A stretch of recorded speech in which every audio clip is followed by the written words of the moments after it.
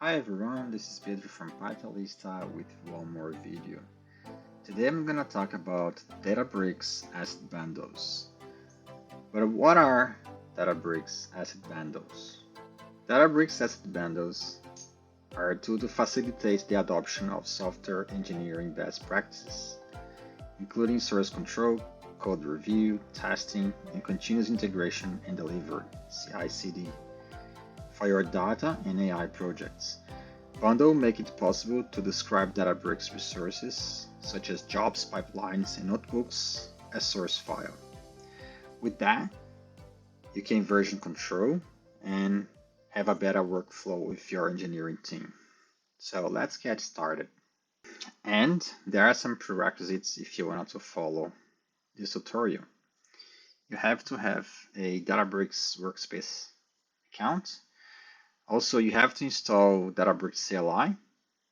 So I'll put in the description the link to install it. But to check if you had that installed, you just put Databricks version, and that will give the version.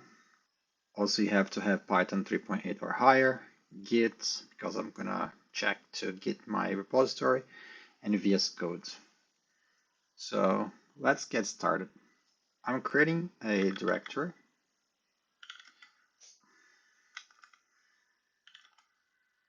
called Databricks Asset Bundle, and I'm gonna cd into it.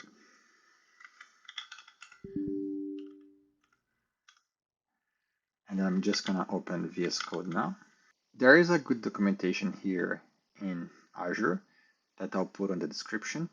But if you go to the bundle settings file syntax, we'll have all the documentation of how you can represent your Databricks artifacts or resources into a YAML file. So I have here a clean folder, so there is nothing there. So what I'm gonna do first, I'm just gonna version control everything here. So I'll do a git init. It's initialized. I'm gonna create a README file here that I have. Oops. .md. I'm just gonna copy and paste, and then that's the documentation of this tutorial, step by step. Cool, it's here. And then I'm going to now add and commit.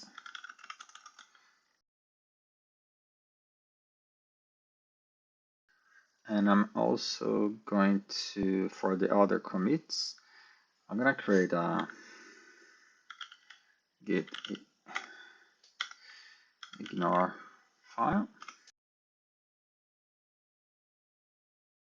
There is an initial template project to get started, and then to work with Databricks Asset Bundles and this Databricks CLI, you have to be authenticated. So to authenticate, you have to write this command, which is Databricks, and then, auth login, and then you just give you the host, and then the host, your workspace host. So go to Databricks.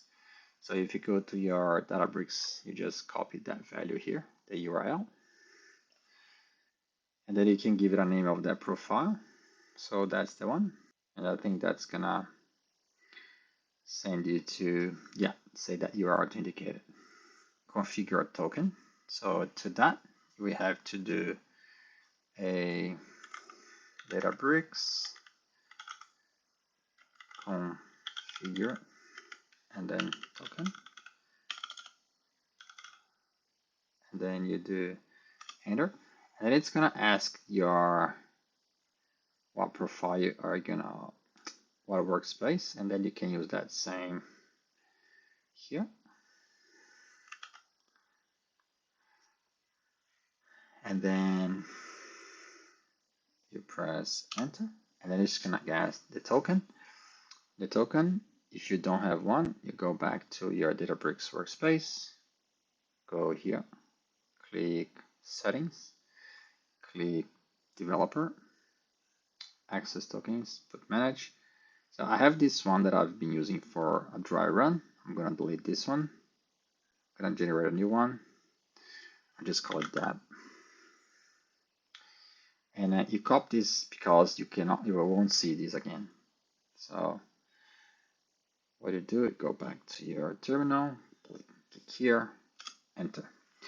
That's gonna be saved in a file in your home directory. So if you want to read this file, I'm just gonna print out the terminal here. So it's on your home directory. So that's /databricks cfg. You press enter. So I have the default and that one. So because I've already had that one. What I'm gonna do, just to don't have ambiguity, because I have the default on that one. Yeah, I'll just leave as it is. If there's any problem, I'll fix later. So to create a bundle, you can just do a Databricks. After that, I'm just gonna do manually to show how to do it. But let's do one init, and then it's gonna ask the template. I'm gonna get the default Python, and then you give it a name. I'm gonna give the name that's here in the instructions, which is .project.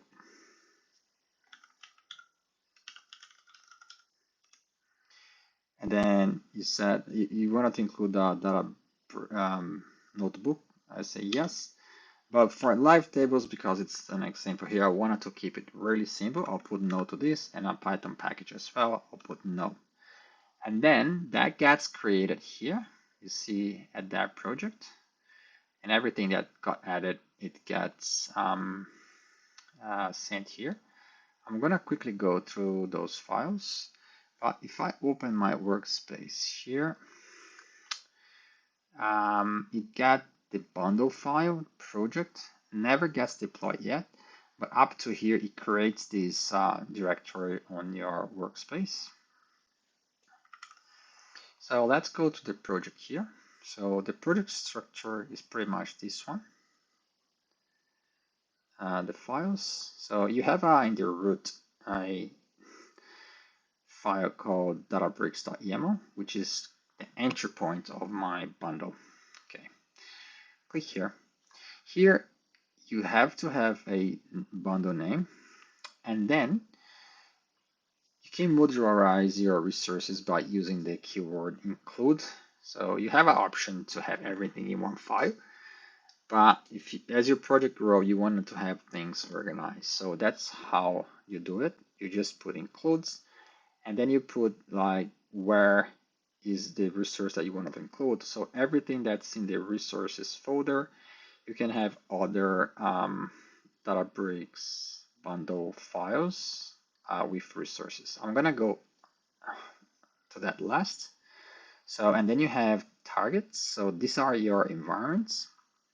So in this case, you have like a div. You can give any name that you want, but and then you define the mode of your environment or your target. So if you put as development, as a default, all your jobs will be paused because you don't want to run jobs in development. Another thing is if you, and then it's gonna create any resource, but it's gonna have a prefix like development. And then in this case here, to simplify, I'm having the workspace the same for all environments. So, and the default here is that if you don't pass any target, so that's gonna do and check on your development. So you can have alternatively any number of environments or targets. So for example, staging, but that's commented out. And finally, you have to have a prod environment, not have to, but you can have your prod environment and then the mode is production. Obviously, production will have all the schedules and then set to run. And then if you have a data live table, that's going to be set as a production settings. So in this case, the host is the same. And another thing is the root path. That's the default root path, which is the user currently that's using, and the bundle name and the bundle target. You'll see in Databricks all makes sense when we deploy. Another thing important about prod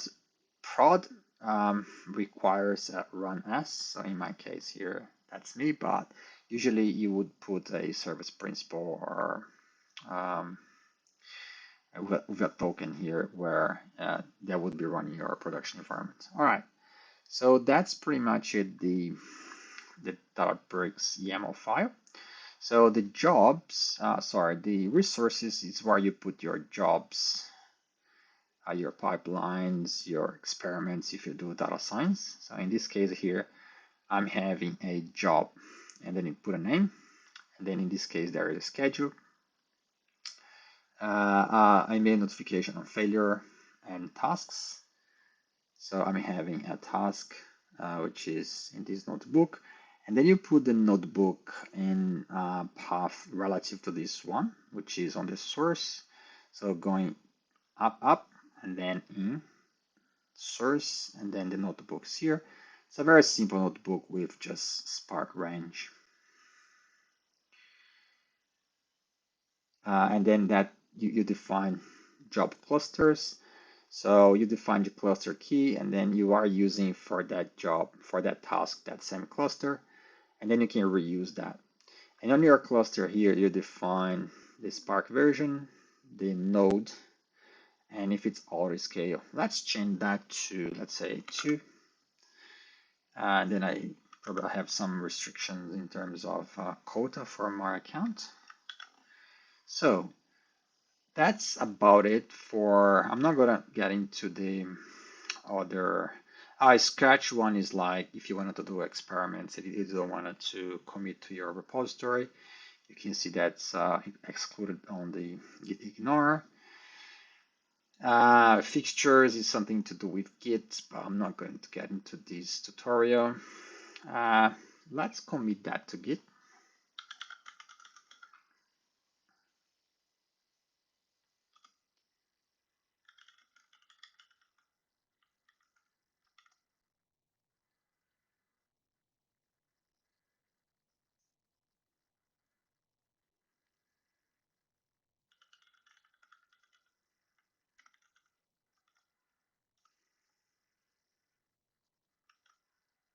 Good. So now to deploy the bundle, so first you would do like a validation. Okay, you have to change to to a folder where you have the Databricks.yaml file. So that project, and then I'll just do that. And then that's validated. Okay, there is that's what I said about the profiles. So what I'm gonna do is I'm just gonna change my configuration file and delete that. Now there's no ambiguity there. Now it's checking if validation is okay. You see that it created all the folders at least to deploy, but that's not getting to login to Git because I said to ignore everything that's inside the .databricks folder. Cool. So if I check now my that project, I already, it puts the development folder here because it's the default, but it hasn't deployed yet any job. But once I go here and do the next steps. So I deploy to dev. You do Databricks bundle and then do a deploy. And then if I don't do anything, that's gonna default for my dev. But if you wanted to put a target, you can put the flag T, which is target, and then the environment or the target. So you click here, that's gonna go to deployment. It's uploading to dev files. It's deploying the resources.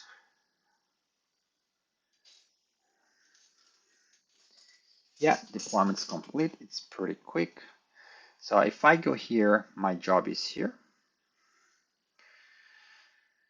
Then if I go on tasks, you'll see this warning that says this task was deployed as part of a bundle. Avoid editing this copy. Instead, edit in the deployment bundle to redeploy.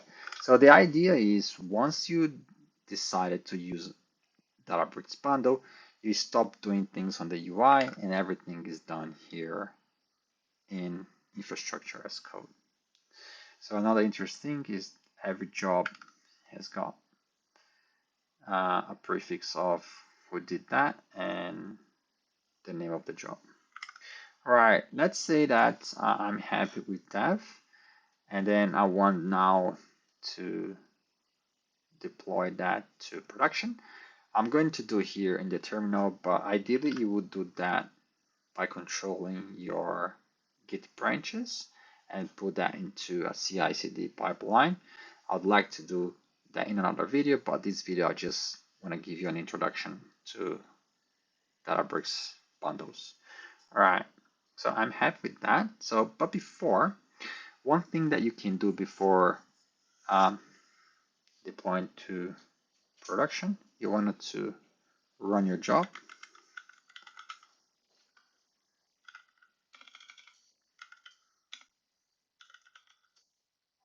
Run, and then I'll put target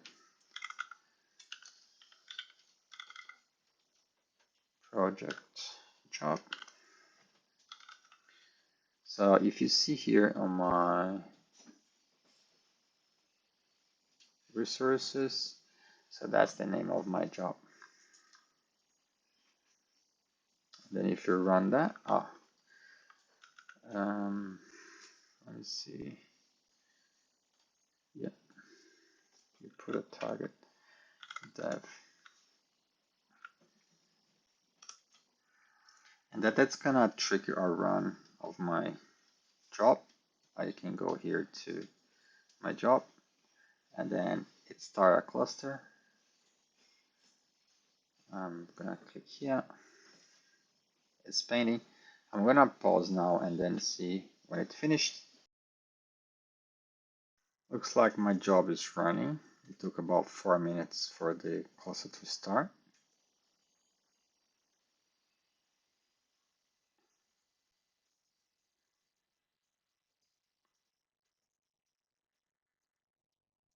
Still running. Yeah, it's successfully completed. So if I go here, so there's a green tick. So let's now deploy to production. So if you see here, the workspace, I've got my dev files here. So but if I go back to my project and then go back to my VS Code,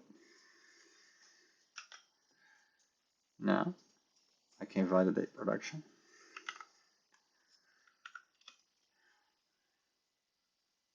It's all good. And then deploy. Now I have to put the target because my default is development. It's gonna quickly push the files to production folder. And I'm not pausing here, just to understand about how long it takes.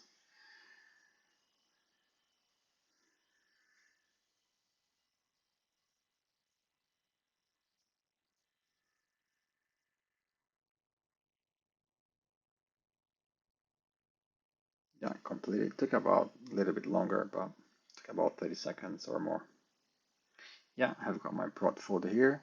If I go to workflows, I have one without the prefix and the one is also scheduled. Can you see this one is paused? So that's it. So after that, so let's commit that to Git. So and then you can have a look at the code later.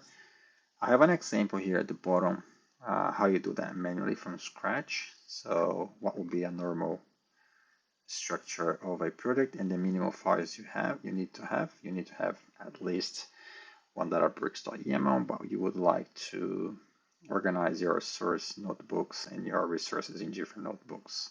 And then you can use the relative path to reference to the files within your folder structure and use the keyword include to include resources in a modular way. So another thing is that I'd like to tell you is don't be scared about the what you write here, because sometimes you are used to use the user interface, which is very easy to understand and go through the Dropbox. But to know all the available options you have for every resource, the best reference is the API. I'm just gonna give you an example. So for example, the thing that we do most is jobs and tasks and creating clusters. So the way you do it, for example, let's go to documentation of the Databricks API.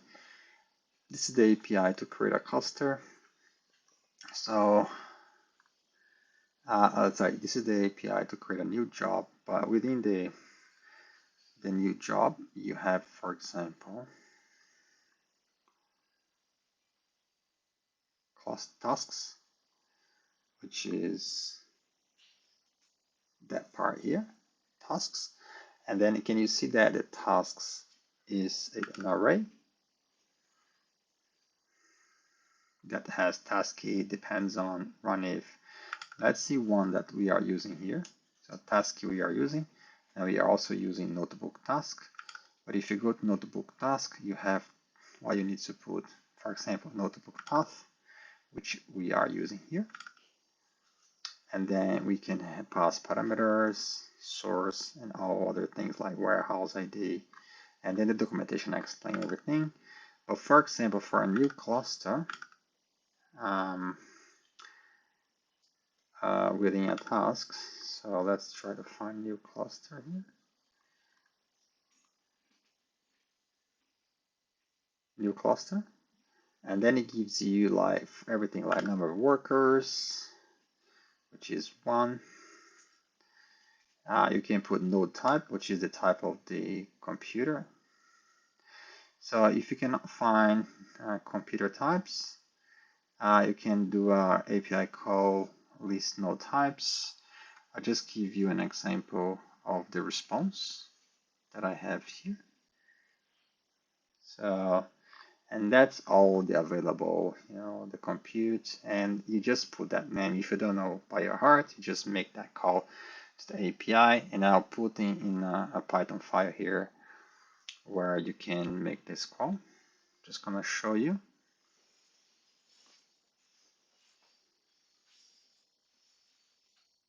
And then I have also to list Spark versions if you don't know which Spark version you're gonna use. So that's pretty much an introduction. But to finish, I'm gonna destroy this bundle because I don't want that to run every day on this account. So to destroy the bundle, you use the word Databricks bundle destroy. And then if you do that, so what I'm doing wrong.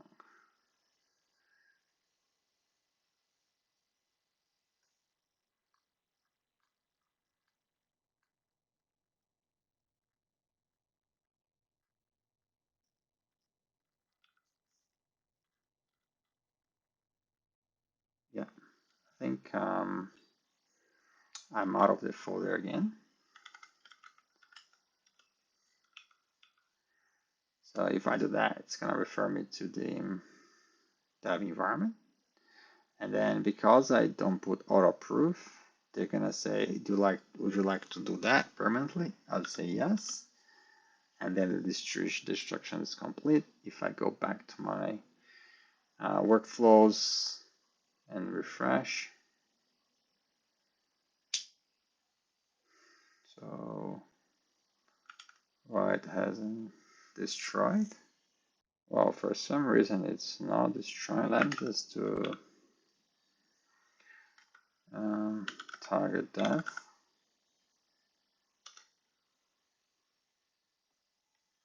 Yes.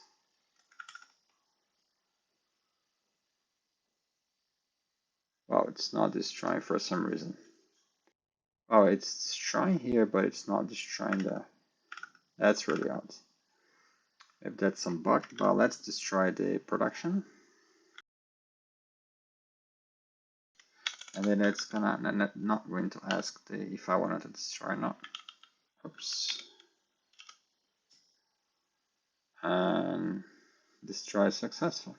Yeah, it's gone. Workflows. Yeah, I found what was the error. I had another VS Code that I was using here. So I just point to the right one.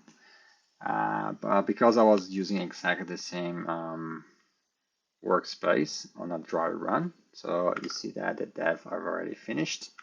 So I'm just gonna do the prod now. And I'll put it auto approve.